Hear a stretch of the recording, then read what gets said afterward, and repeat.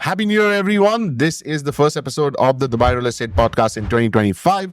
Really excited on this episode because joining me today are two of my very good friends and colleagues from the industry. One is Mr. Steven Leckie, who I'm sure you must have seen on the show before. He's been here twice. And Daniel Garofoli, again, someone I've been really following his journey from a very long time. He was one of the guys also responsible for me starting my social media journey. And he, again, is, a great guy in the real estate industry in Dubai. So I'm really excited for this episode. But before I go ahead, guys, if you're watching this on YouTube, please do subscribe to my YouTube channel, hit the notification bell, and your comments, likes are really appreciated.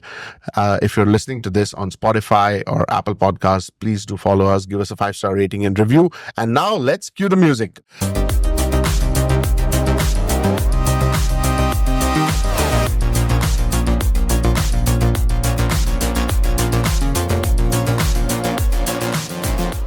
So guys, welcome to the Dubai Real Estate Podcast. Thank you very much.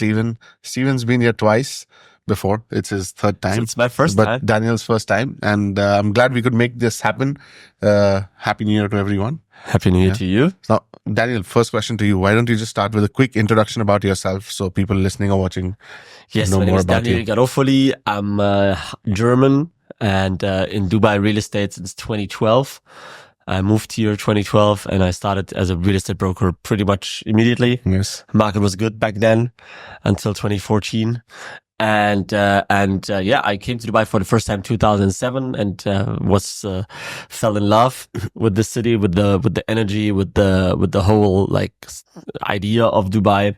Got to know it better in 2012. I thought like, let's leave Europe. I think the opportunities are here in Dubai, and boy, was I right. So how did you enter into real estate? I applied actually with big companies. Yeah. You can like big names. You can say what names. Yeah. No. We can say we can still cut it out. Well, it was driven. It was awesome. But Allsop. Did you? I think I even applied at Haus Haus, bro. I applied at a lot like big names. Only. And Haus I think was also there. But they all said no because they like House? yeah. Who works there? Anyway, some random. I thought like, okay, they all said, yeah, you're inexperienced, like we can't hire you. And then I just joined some real estate brokerage, which was run by Pakistani, Bangladeshi, and I was working there for 6 months roundabout. Got my first experience, got my first deals, did my RERA license, and then I very quickly got approached by Lux Habitat, joined them, and I was with them for almost 8 years. Wow. And so now I'm self-employed. Like just before they joined Sotheby's. exactly. I've left them. Like I heard it through the grapevine. I thought, no, I don't want to work for Sotheby's. I can make my own thing. And I'm like you, running my company is solely on social media. Very good. Yeah, that's great. No, I mean your journey has been really inspiring and something very I would say different from a lot other people. Yeah. What actually got you onto social media first? I like the idea of social media, and I knew social media like from a business perspective before. And I was already following like Ryan Serhant and all of these like, big American real estate brokers that were like super successful through social media in America. And I figured, hey, nobody's doing it in Dubai. So I started my channel in 2014. Wow.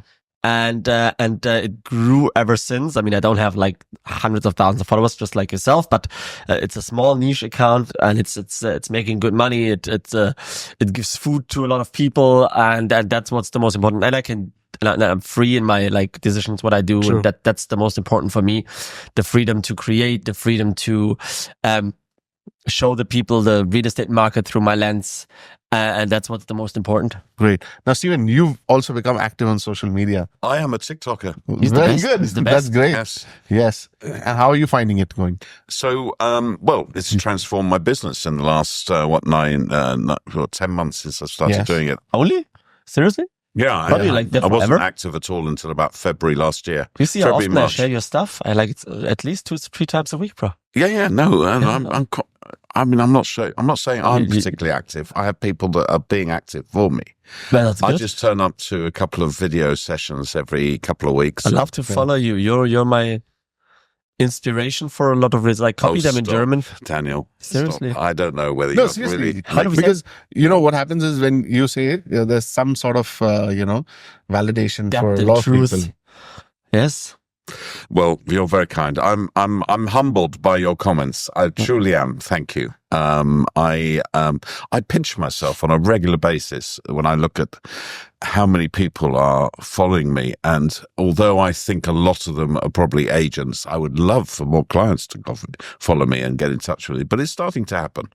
It is starting to happen. And I've got someone who's helping me now in the office because I'm trying to do business or trying to talk to clients and give them advice, while at the same time there's a lot of people who are approaching me through social media to ask me for advice on how to get a job and et cetera, et cetera. Great. And you must get that a lot, no? Yeah, I mean, of course, there's a lot of people inquire. Plus, at the same time, people want jobs. They want to ask something. Obviously, that comes. How do you cope with? There are people out there that approach you and say, "Look, I bought this, or I'm thinking about buying this. Yeah. What do you think?" I mean, look, And I can't turn around and say, "Well, I'll give you the advice if you buy it through me," which is what I'd obviously rather happen. But what do you? yeah. So I tell them, like, look, if you just want advice from me and this thing, then I do a paid advisory session. Really? Yeah, of course I do that. I tell them, pay me my fees, and you want to Deductible book from the a commission if you buy? Sorry. Deducted from the commission if you buy? Look, if they're buying through me, obviously I don't charge. But if they ask me, okay, how's this project or that project, that means they're already talking to other brokers, and maybe they've sometimes already bought and they want someone to validate that what they did was right. So I'll then book a session and half an hour, whatever you want to ask. I'll give you my opinion. How many people take you up on it? It depends. Some people then don't reply, so they obviously don't want to pay.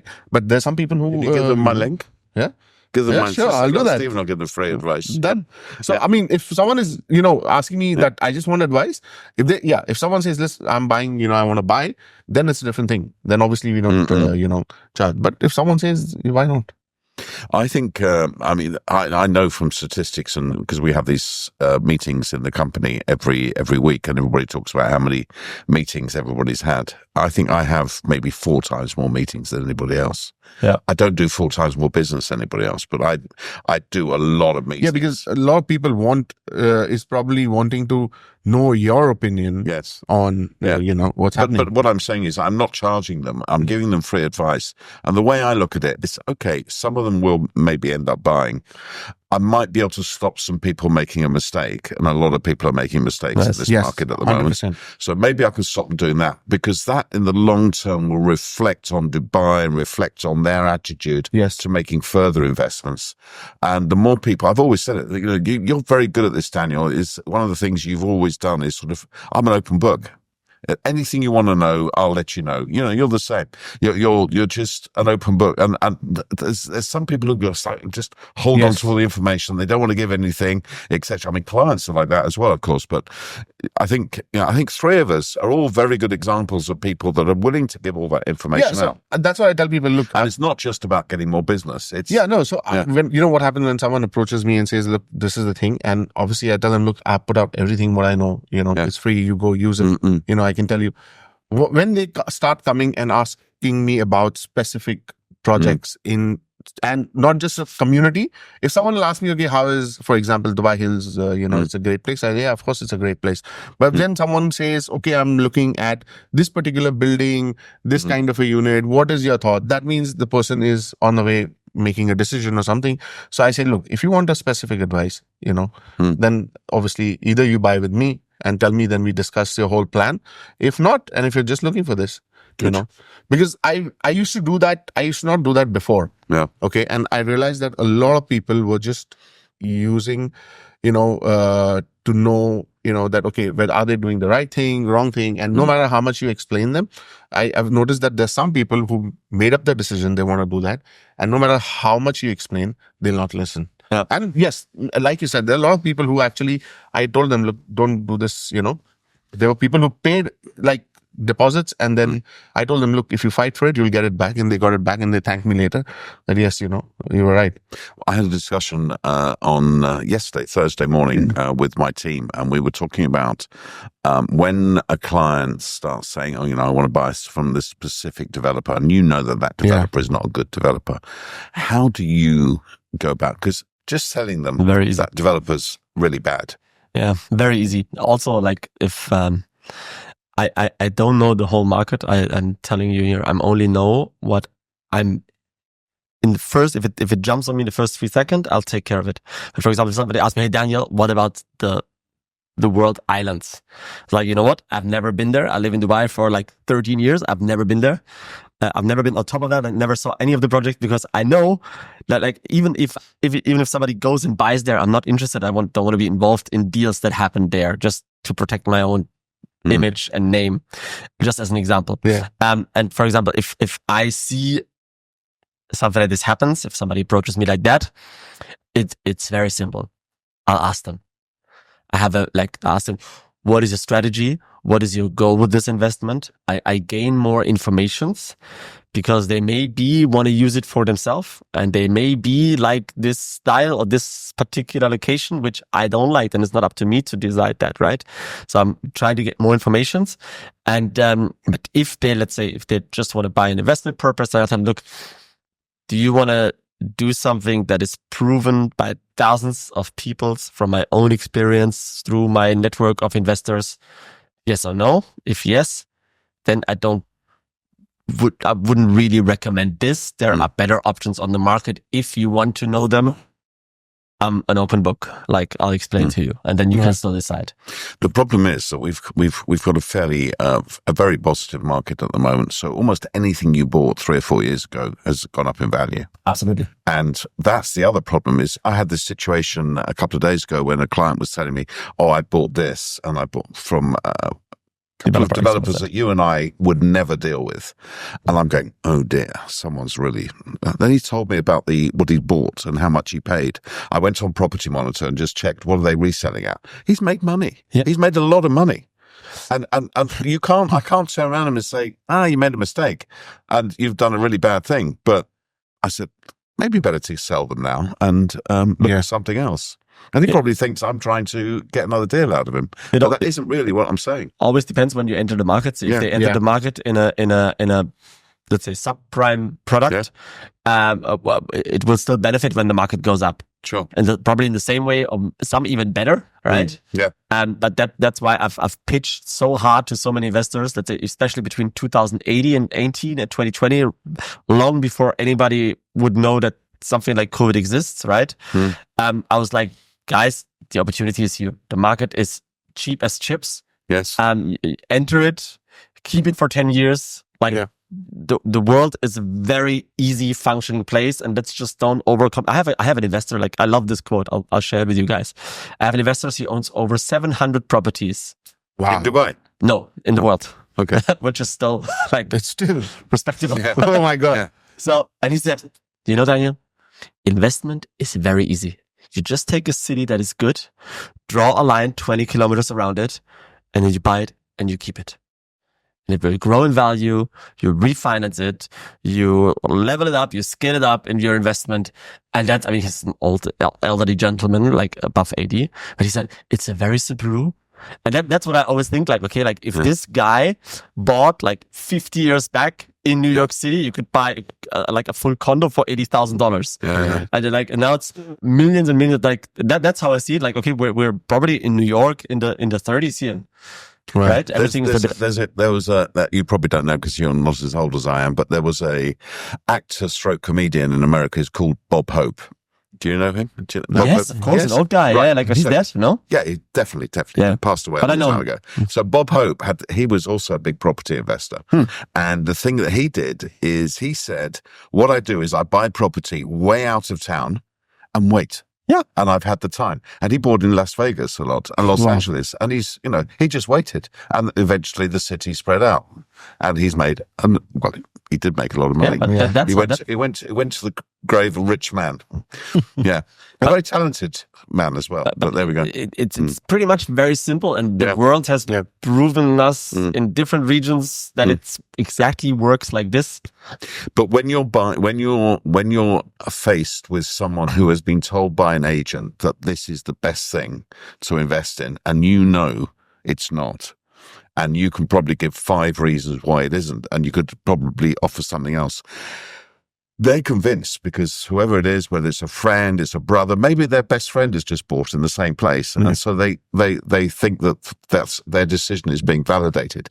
How do you tell them that they've done a really bad thing or they're about to do a bad thing? See, I think also, in our profession, it's also a people's business, right? Yeah. If someone trusts you, Only people business. yeah, I mean, if they've got whichever agent they're talking to, and they, for whatever reasons, they trust them, and then no matter what you try to say, sometimes doesn't really resonate with them. At the same time, what you could also, I see there's some people who, if they are not really happy with the agent and they're taking a second opinion from you, probably at that time, if you give them a logic and reasoning, it does. So I think it's end of the day, it depends on the person, how convinced he is with, So what? Tell you what I do. I let them run. Yeah, even I'll sometimes tell them, just let them go. if you're convinced about it, maybe you have information that I don't have. Yeah, go ahead. And what to do? If not, call me. If it doesn't work out in 2 years, But call the me. sales manuals. I'll be here. Sales manuals always say don't say bad things about the competition. Yeah. They always say just okay, yeah, etc. That's what they say. So I'm in this dilemma at the moment because I'm getting so many people come to me and say these things. So I suppose I could just go in for a penny and say, right, actually you're doing the wrong thing and this is it. What have I got to lose? I mean, I tell them what my opinion is, and I just tell them, listen, this is what I think, and this, I could be totally wrong, but this is what If they're that convinced, that's what it sounds for me. Like, I just let them go. Like, try it out and let me know how it works out. We'll talk. Like, this is my number. I'll still have it. I'll still have the same number for 15 years. I'll be still here in 2-3 years. If it doesn't work out, I'm right, and then you can only invest with me. So I'll make maybe 5x in 5 years before I make 1x now. So like, that's fine. Okay. We'll survive. Yeah. Now, what's your take on the markets for 2025? Oh well. I'm curious how things will go. I mean, we're at the very beginning, first week of the new year. Yeah. So it depends, to be honest. I think a lot of prices have been increased dramatically. I mean, I'm also like very involved into the development business. Yeah. So I can see how the land prices are skyrocketing. It's crazy. It's Construction crazy. costs? Yes, construction, everything. Materials? Everything. Labor, everything. Regulations. And now as Nakheel has been taken over by Dubai Holdings, they've changed everything, like all the different fees, everything. It's been doubled and tripled, and it's nothing like it has been before. True. It's crazy. So it's basically new contact persons, new responsible person. Like everything is different. Like, The overall cost has gone up. Is that a way of the government controlling the prices and controlling supply? Well, I wouldn't say so. I think that Nakheel takeover was due to, I think it was a lack of management. Careful what you say. Yeah. No, but it's they had some flaws which have been, and there were some backdrops, obviously, for Nakheel developments and for the areas that have been managed by Nakheel. So it was a right step to interfere from the government, to be honest, and to let Dubai Holdings take over. Yeah. I mean, that's the people that we deal with, right? Yeah. But in general, I think the market will sustain, and not because of the Dubai is so good, but the rest around it is getting worse month by month, and that will continue for people to come in or enter or come back even. I mean, now a lot of Russians left the market in 2024. Maybe they'll come back, depending how things work. We have the big question mark of Donald Trump coming into power. There's a rise of China, which is unstoppable. Just read like 40 million cars they produced with just one brand last year. And then you see BMWs turnover dropped by 83%. Like it's crazy. Like the world is changing, and Yes. the Dubai is on this halfway on this change of powers, and it will benefit dramatically from it, in my opinion. But there are still a couple of uncertainties, which because it's still very fragile, right? It's standing on way more stronger foundation than 2007-8, obviously. But Do you mean what's happening in the rest of the region? yes, Yeah. I mean, yeah. There's a risk. There's always a risk. Hmm. And But that risk has been there for 50 odd years. well, since I've joined the real estate market, people tell me the market will crash next year. Yeah, yeah. I'm still waiting. Yeah, yeah. yeah. Double, triple my money since I got in. Yeah. So that's not like, Where are you seeing the markets here? yeah. So, well, I'm seeing it in similar ways. There's been different phases in my career since 2005. In that people were buying property in 2005 up to 2008, buying to sell. They were just flipping, and it was a crazy market. No one was really buying to live in it or to a long term. It was buy, flip. And then crash happened, and then I started to seeing more mature investors coming into the market who recognized the value, but they were buying mainly to flip. Right. And some people were buying to live. There were more people coming in buying to flip because the mortgages were more difficult to get than they were previously, but also they were much more sensible about the rules and regulations behind that. So, but now I would say since COVID, we've seen the majority of the people I'm talking to are now coming to live here. They're moving. Yeah, right. They're escaping their cities. A big change. They're getting a rate where before it was like, oh, I can't really come to Dubai. My kids are still at school. They're at good schools where we are. My job, my work, my business. But now so many businesses have gone online. So many businesses are being able to be managed remotely. Yeah. A lot of businesses have done incredibly well over the last 5 or 10 years, and the people who own them are looking for exits, so they're selling their businesses.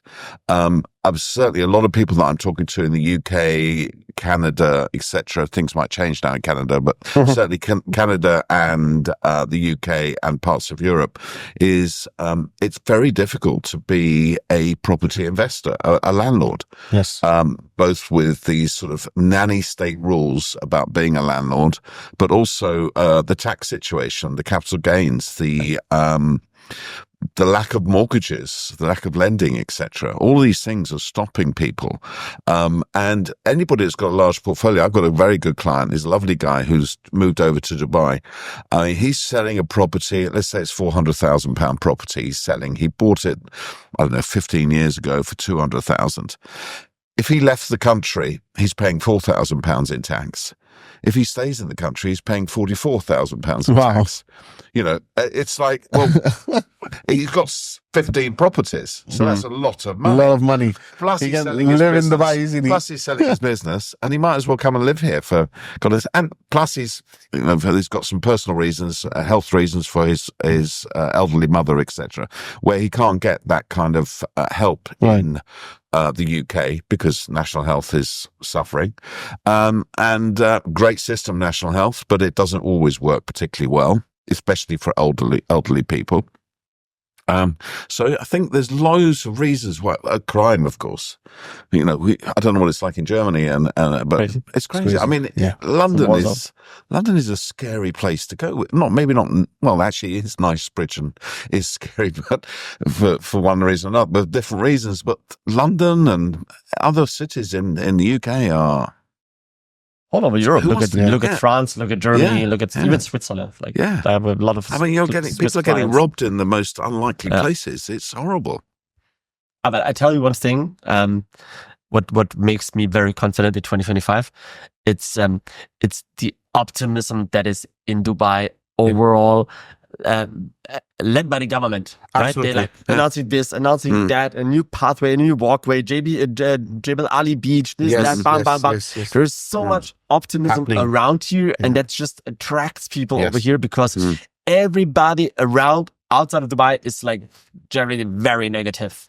Yeah, And like, sure. I'm getting more and more of the feedback. Like this is a mental cleansing to come here because you're back into, okay, let's do something. Let's do that. Let's take measures into our Yes. own hands and take care that tomorrow is better than today. Sure. And this general optimism that is in Dubai, that is like what's driving people over here. They want to be part of that. They Yes. want to like be part of that success story of Dubai. And that's the reason why I think that the market for 2025 is going to be even, You similar asked like me the last about 2-3 25. years. I mean, everything. I mean, we're all in the same market. Obviously, we have the same experiences. Yeah. But I think price-wise, I can't see prices carrying on the way that they have. It's going to get to a stage where it's unaffordable for a lot more people. Yeah, I think somewhere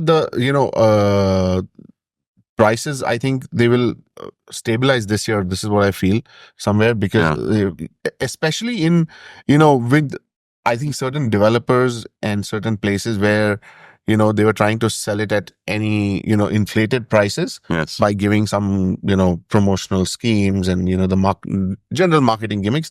I think those people will have, a tough time. But, developers who've been selling at a reasonable price and a good product, I think they won't really have much issue. And I don't think prices will really correct a lot, because the cost, as you said, right, the cost for a new development is changed drastically. That's why I think it will continue to rise. Yeah, because I mean, just to, like, for example, JVC, if someone was to buy land and build back in, say, 2017-18, the cost used to be 600, 650 dirhams, and we're selling at 850, 900. But today that cost is only above 1,000. So how do you expect them to, sell at a cheaper price? So I don't think we'll see that. But yeah, I think somewhere markets should stabilize. And what you said, Daniel, right, that the way the city is just announcing everything, and it's just not the announcements, we actually see it happening. Yeah, right. exactly. Like last year, we saw, okay, so many new bridges and this and that, and probably half of them are already, done and functional. Yeah, it's extraordinary, isn't it? I mean, everybody complains about the traffic at the moment in Dubai. I think of it another way. Great, people are moving here. People Isn't that 100%. amazing? This is a city which is growing very fast. Very Now the fast. city has to pick up again. And the city's growing very fast, but you just go down Al Khaimah or Hessa or Sakim. They're doing it. They're sorting it out. Yes. We're looking at Maritime City, Mina Rashid, Yes. Dubai Islands. Oh, that whole place. have you been down there? It's incredible what they're doing. In fact, they opened one bridge if you're heading towards Dubai Island, from, like, say, Oud Mehta, that side. And I just went a couple of days back, and they opened up one part of the bridge. And to go there, it was like a smooth journey. I was like, man, quick, no signal, nothing. You straight, you're there in like 10 minutes. And I'm like, but we've learned that over the years. The years we've been here, there's a problem. There's a bottleneck. Traffic is bad. But 6 months later, they've sorted it. Maybe a year later at the moment. Yeah, I mean, it's these very things difficult take time. to catch up. You can't when just you've got do the it amount overnight. of people moving here, everybody's buying nice cars and everything. And I took your quote here when we were with friends, obviously, right? We meet for breakfast regularly, and you said Maritime City is JVC on that's on Dubai Island. Yeah, Dubai Island is JVC on the water. Yeah. I love that quote so much. No, but genuinely, if you go there now, because I remember first time I went to JVC was, I think, 2013. And at that time I went and, you have few buildings and everything is empty. And in those days, Google Maps was not like today. And I still remember the first time I went, to come back towards downtown, I was like, I entered into Sports City, and I don't know from where, then finally I made my way back. And when I see Dubai Islands now, I see, it's going to be just a slightly, hopefully a better version. Better organized. I mean, better organized and more better product. JVC with a beach. Yeah. Right? I lived in JVC back then in 2012 in one of the first buildings. Nice. What was it called? Grand Chateau. Grand Chateau. I was just about to say, like, Grand Chateau was the first thing. Yeah. Very nice building. Yeah. I paid 42,000 dirhams a year. Wow. For a 5-bed. No, one bed. One bed. Yeah, I wish. Yeah, those were the days. Those were the days. Yes. We're still going to say that in 10 years again. I hope so. 2012. What, do you think I'll be here another 10 years? Well, I hope so. Yes, I hope so too. Of course you got to be here. Let's see. Yes. Hey guys, just want to take a brief moment to talk more about Prime Capital Real Estate, a boutique real estate firm based here in Dubai. If you need any help with investing in properties in Dubai, please do reach out to me on any of my social media handles at Tahir Majitia. We don't just sell you a property, we're here to build a long-term relationship.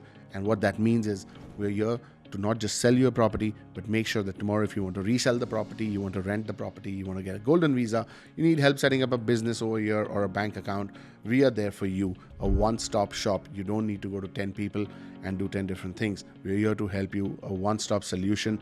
If you want to speak to me ever, do reach out to me on any of my social media handles at Tahir Majitia. And now back to the show. Good. That's great. And where do you see, what part of the market are you focusing now? This way? So I've done my goals for 2025, and I'll be honest with you, I'm looking at pushing for higher ticket items. Okay. I think townhouses and villas for me are the way to go for both my investors and for me personally. Right.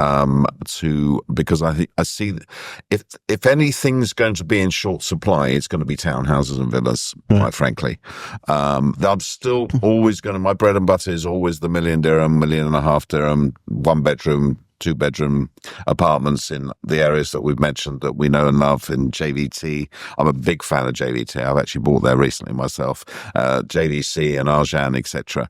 And I think that those areas are going to do very well. But I also think townhouses and villas is definitely something that people should be considering 100%. if they cannot afford them. If they can't afford them, buy a large apartment. You get just as much, if not more, living space in an apartment. Your service fees are not that bad, and you get underground parking, you get swimming pools, you get all the costs involved. Plus, it's a cheaper option. Sure. But people will be coming here as families, generations, 2 or 3 generations of families are moving here. They want townhouses, villas, and large apartments. Fact. You think about people say, everybody wants to live in a house, etc. But I'm from London. You go anywhere in these big cities, no one lives in a house. They can't afford it. They live in an apartment. So why wouldn't we be different? Anyway, that's me. Then I want to ask you one thing. When you started, right? You started off in the luxury segment, selling villas and penthouses, and I still remember following you in your early days, and it used to be all about the fancy properties and penthouses, and then you shifted towards selling investments. What made you shift? Yeah, I think it's funny because you just said you want to go into a higher ticket. Majority of the people, they start off with, say, the smaller ticket items and then jump onto the bigger one. But for you, it was the reverse. Yeah. For me, it was, because I think the luxury segment for me, it was like,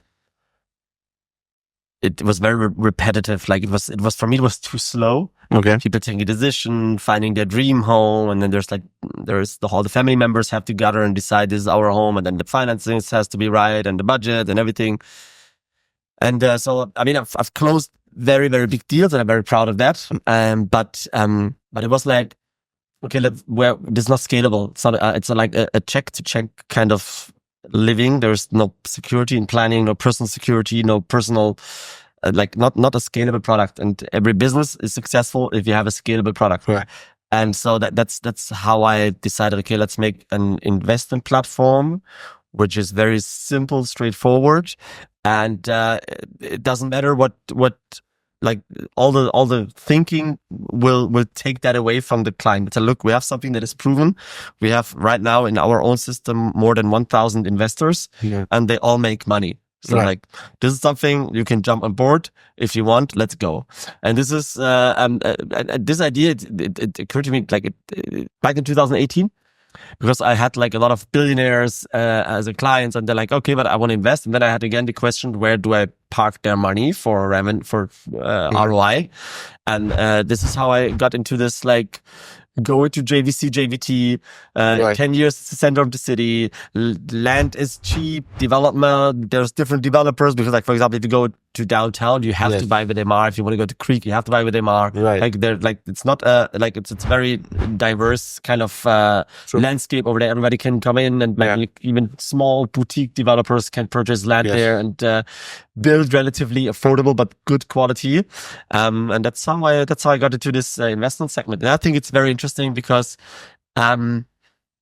once the decision is not made emotionally but rational, like there's a line and there's a figure below the line. If it's a calculated decision. Exactly. If the person likes it, they go for it. Yeah. And that just like to put myself on too strong foot for the first couple of years. And now, funny enough, the luxury deals are coming now back to me again. Now I'm getting like all these clients, they come back, and now I want to sell it. It's crazy, but it's good to also put your business on different kind of foundations. Yeah. And the investment market is just too interesting in my opinion. It's like it is. Especially 17, 18, 19, 20. Oh, I've sold so many properties here, and now everybody's like they're building shrines for me. They're like, "Oh, thank you, Daniel." Yeah, that you of course. To like anybody who bought at that time, they were like, really. I was like, I didn't trust you. I didn't know who you are. You had like 3,000 followers. Like we didn't know like if that's even working out. And now, and that's why I mean, obviously, what we just said, like the not as good developments or areas have gained in value. Yeah. And that was the opportunity that Dubai offered and is still offering. I think we're still so early in all the areas across the board. Doesn't matter if you buy in Bulgaria or in Silicon Oasis in the middle of nowhere, or Dubai South or whatever. Dubai is still so early. It's going to be the capital for the culture, financial markets, for entertainment, tourism in the world, because look how things change. You guys are Brits, right? Yes. He is. You're not Brit? No. You're not. You're pure Indian. Yes. Okay. Anyway, but still, it was okay.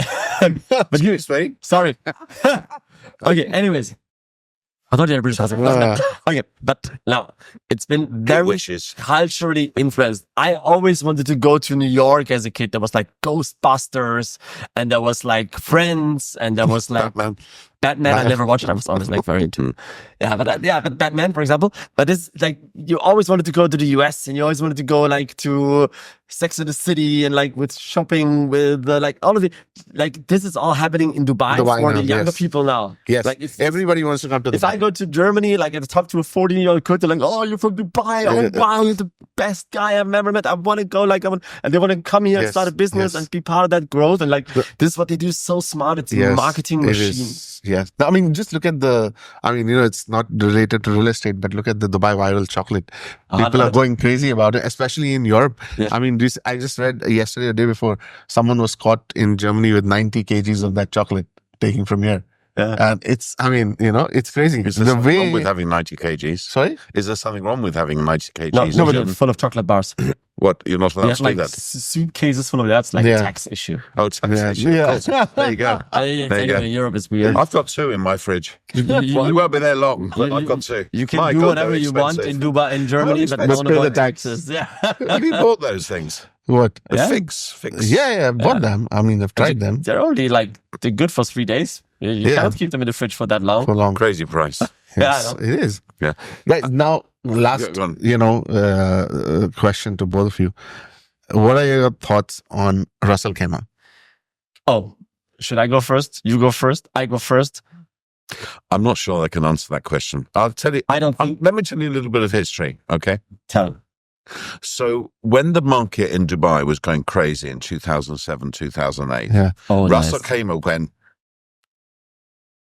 what about us? Let's start selling some properties. Nice. And they started selling properties, and they hadn't really got it all sorted in terms of laws and regulations.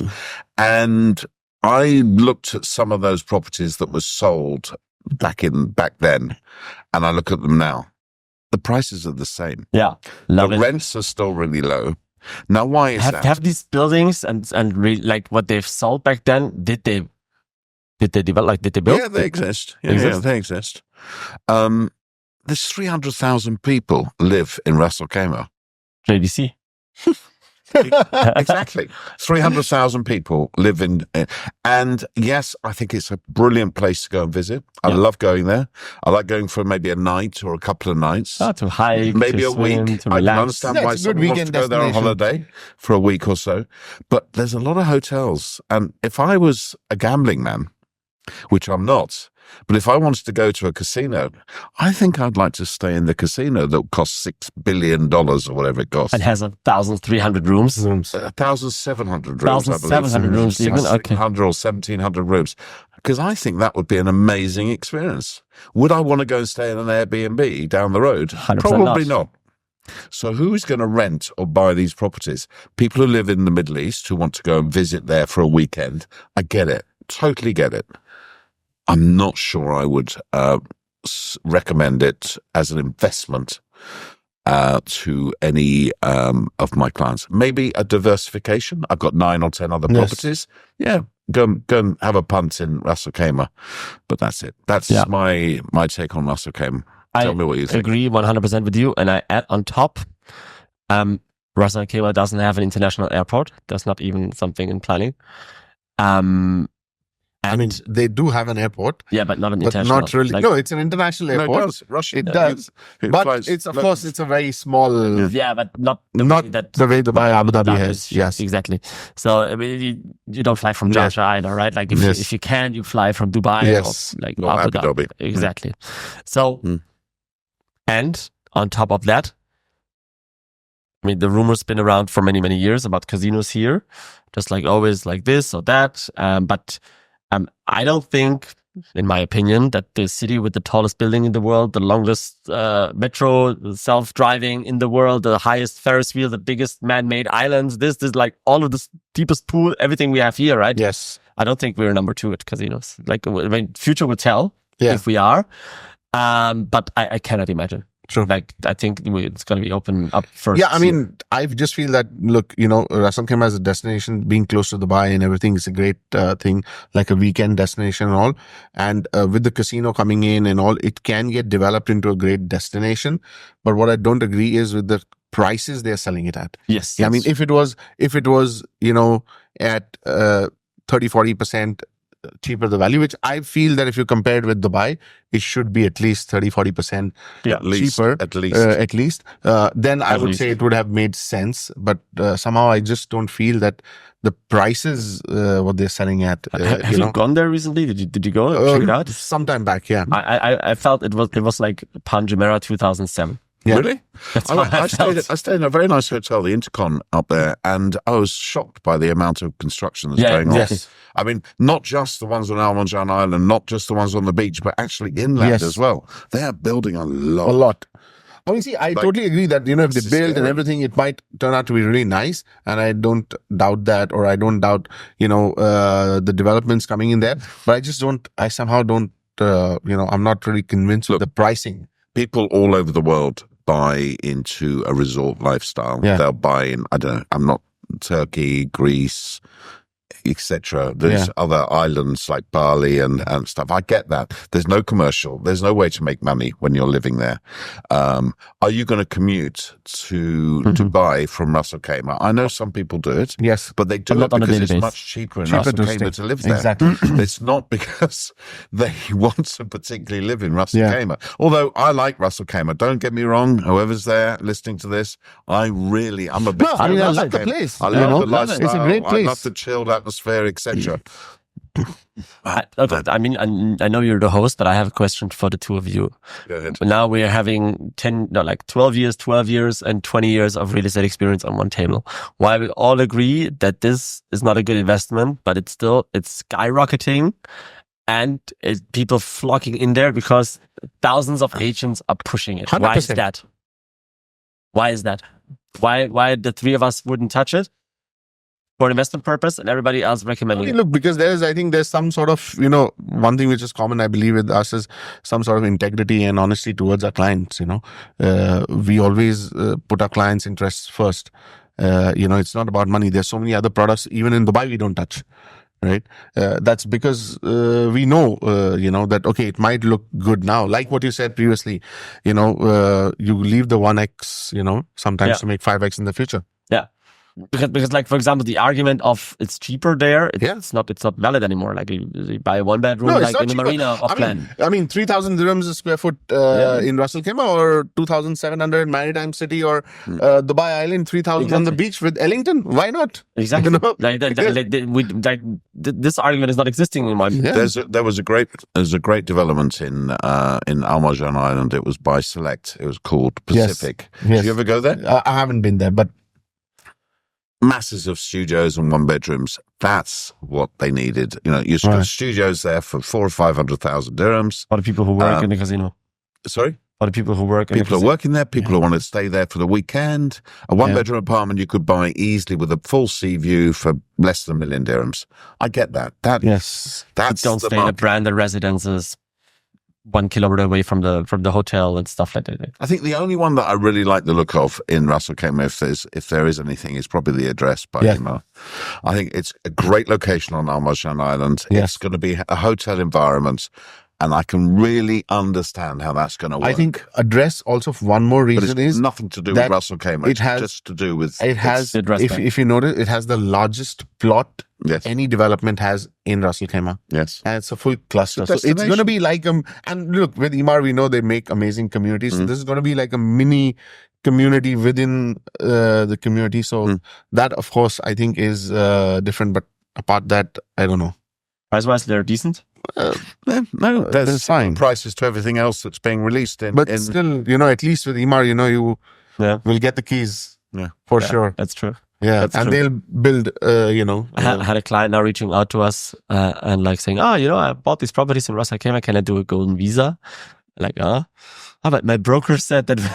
Like, no, needs to be Dubai properties. by the way, something that a lot of investors might not know is that they might be dealing with a Dubai agent who's selling them this Ras Al Khaimah property, but that Dubai agent cannot resell it or lease it. They're not licensed. Yes. They can't market it or advertise it unless they have a license In Ras Al Khaimah. Ras Al Khaimah. FYI. No, absolutely true. So just be aware that person who's selling you that and pushing it, he can't help you after he's done the deal. Yeah. He's not allowed Off-plan to. is a different animal than. Hmm? Off-plan is a different animal than Hmm. being on the market. Yeah. So yes, I'm worried for those people, but at the same time, I hope I'm wrong. I genuinely hope I'm wrong, because I don't want people losing money in property in the UAE. Oh. But look at Abu Dhabi. Abu Dhabi is much better option. Oh, 100%. I love Abu Dhabi. Yeah, exactly. I don't know enough about Abu Dhabi, but every time I go there, I'm going there tomorrow actually. Not for Coldplay.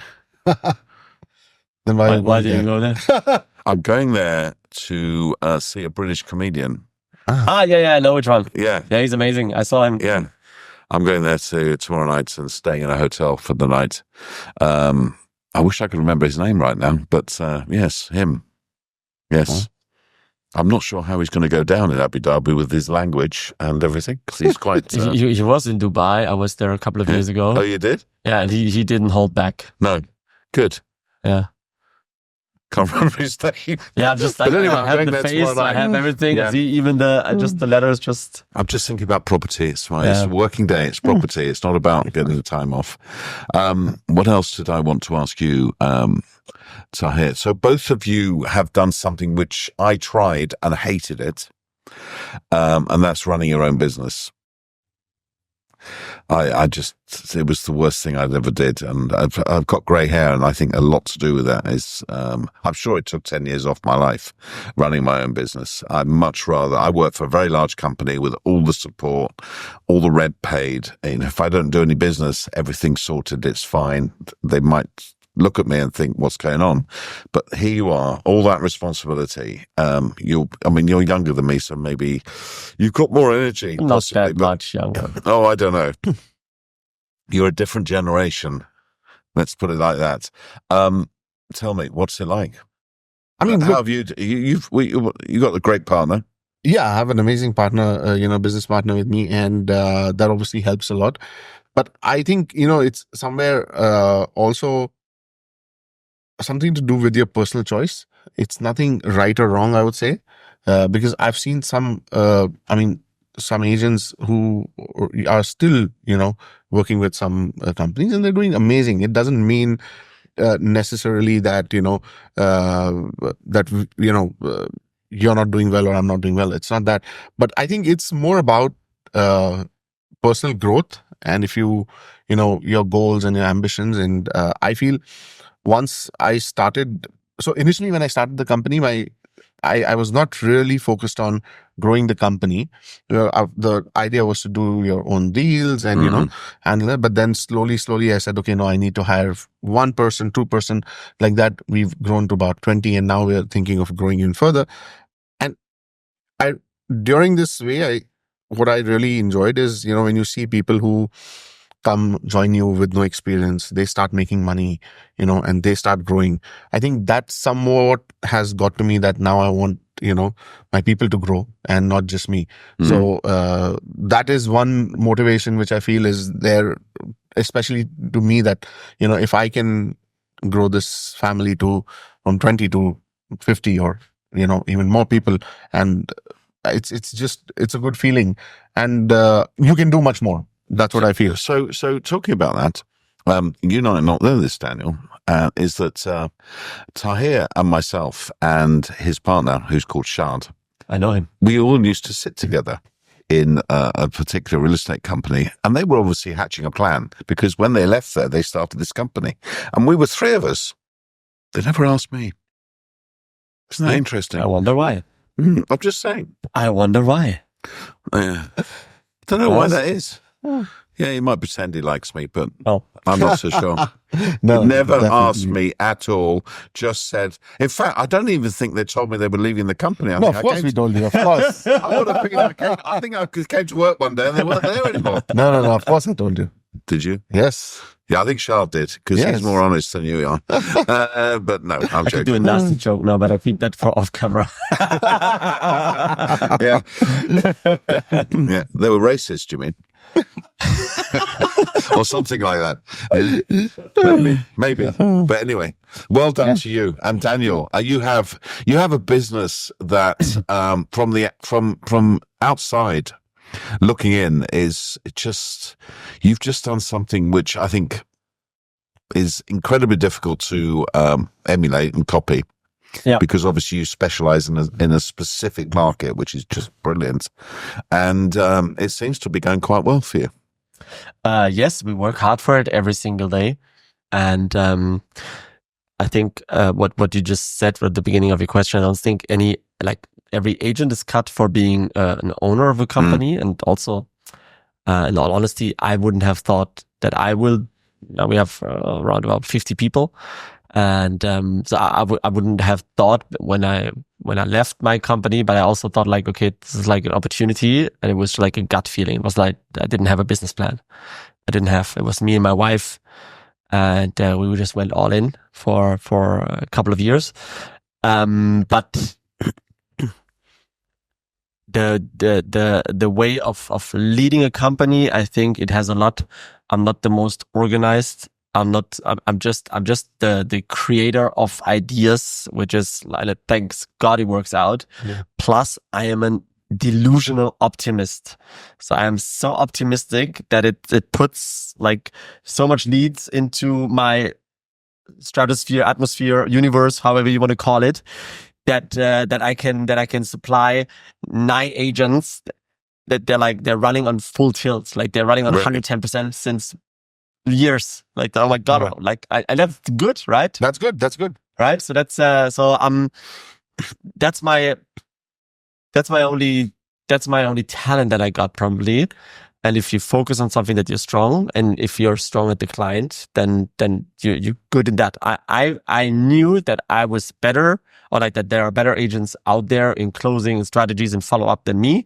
But I knew that I got the figure that I have. No, that I but can one get thing the which knowledge out. I've seen Daniel, throughout his journey, one thing which I really admire is that, he's not focused on, he's focused on himself and, his niche.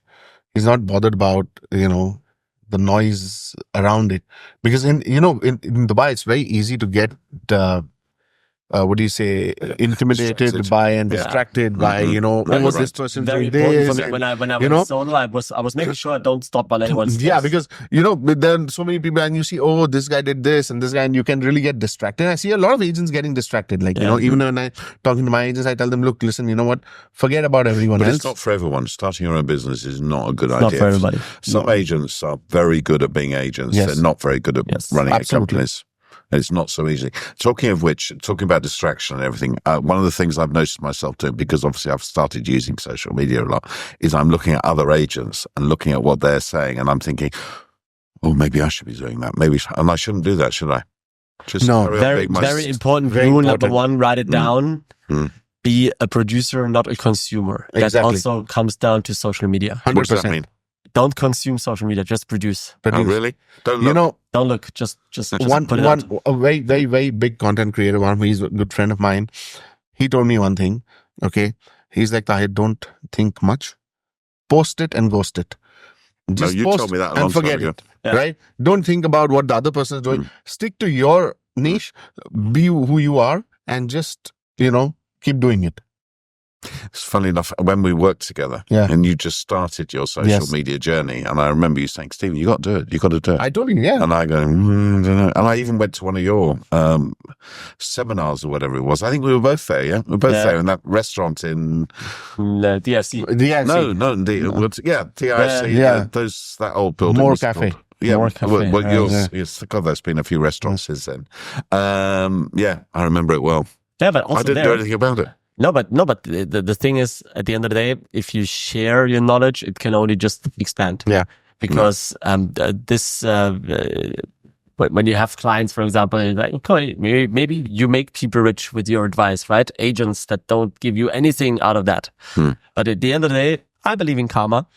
So I No, of think course, 100%. sharing is caring and making sure Yes. that everybody else around you is happy, and like, don't put yourself always first and everything. Like that is so important in our industry. Yeah. Because why do we know each other for years? Why are we in touch for years? I mean, I know you when you had your own company back then. And, so I thought it was a great company, by the way, focusing only on off-plan, which was a great market. And so, but it's something. Share your experience, like gain experience for 4 or 5 years, and then just share it, get it out. And people make greater things out of that. He came to the event. Now he has 10 times the amount of followers that I have. And I'm super proud of that. No, I mean, of course, you know, and I always tell people that this is the event which actually got me. I mean, I was thinking and, you know, thinking about doing it and all. It's just one switch But that it's has to be switched. Yeah, and I see and I'm like, okay, you know what, let me do it. Yeah. Yeah. And that's So- actually, you know, somewhere subconsciously for me, it's like anytime anybody comes up to me, if it's an agent and all, someone starting new and says, listen, you know, what do I do? I think it's actually, I feel that it's my duty to actually help them somewhere. When was So it? that, you know, 2019? Yeah, I think it was 2019 19, I and think so. December 2019, if I'm Yeah, I not think so mistaken. too. Yeah. And I was like, I think once, you know, if some people, I was thinking about 2025 and what's actually going to be happening. And I think, you know, we can talk about the market, but I think what we will see over the next 12 months to 18 months, a lot more technology coming into the market. 100%. A lot more that I know artificial intelligence, everybody's talking about that, but everybody's going to start having their own personal websites, their personal branding. All of this is going to start happening. You're going to see it all over the place. I have a great story. Go ahead. You'll love it because it just happened yesterday. So I'm flying on Sunday to Germany because I'm a public speaker and stuff like this. So I'm speaking to 3,000 investors on the next weekend. So I have a couple of meetings before that in Germany. However, usually it goes like this. I'll make my designs and then I'll put them up with the new informations and blah, blah. Now somebody recommended this new app. It's called Gamma.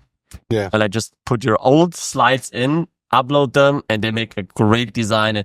And I was sitting there in front of my laptop. It's like unreal. Like you upload it, it takes 3 minutes, and they're like, and it goes right in front of you. Then you can continue to edit it. Edit it. If there's like a spelling mistake or you don't want that information in, you can just still go. it's crazy. Like the amount, like usually to do my slides for a talk or for a webinar or for anything, it takes me 2 to 4 hours. Right.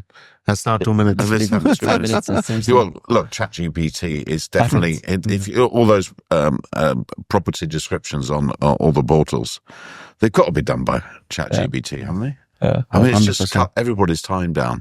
It's amazing. To almost like a lot of. I have a new website which I'd like to promote, which I probably by the time it's come out, this actually will be working properly because it's not working properly yet.